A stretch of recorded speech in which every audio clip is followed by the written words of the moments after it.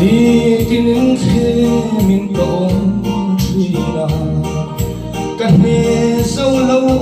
thiên na thiên mà se kalal pa ne na ka thiên anin min he sa trina sa na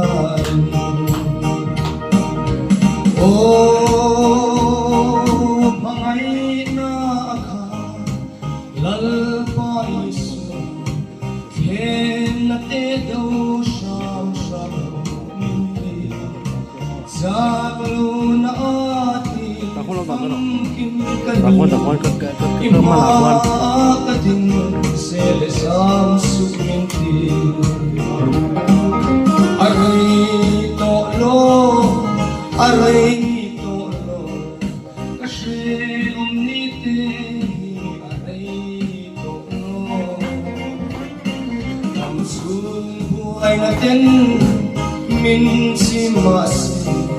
kasam lo felal pagkatani damlay kong suso kaso narapa musit endong min sim tuti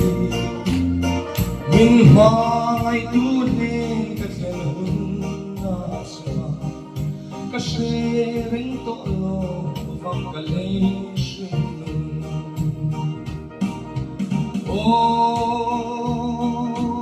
lalpan naman mangay tutin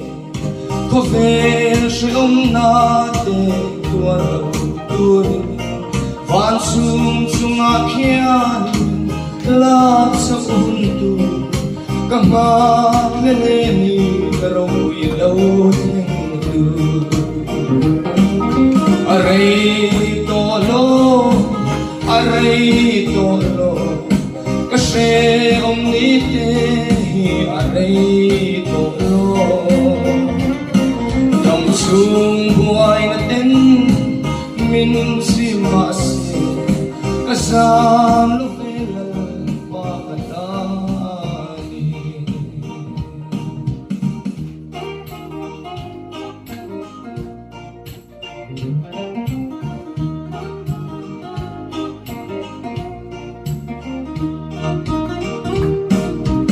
damsung raw ko'y nalente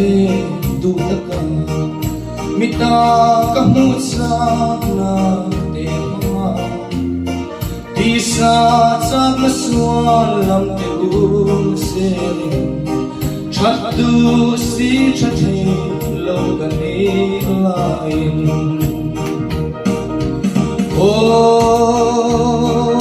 kathat sa uswalku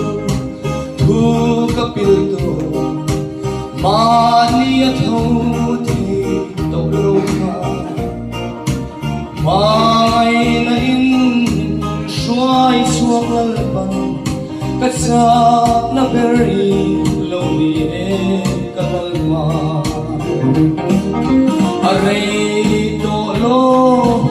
aray tolo kasi umnite aray tolo damsung buhay natin min si masi kasam lo felal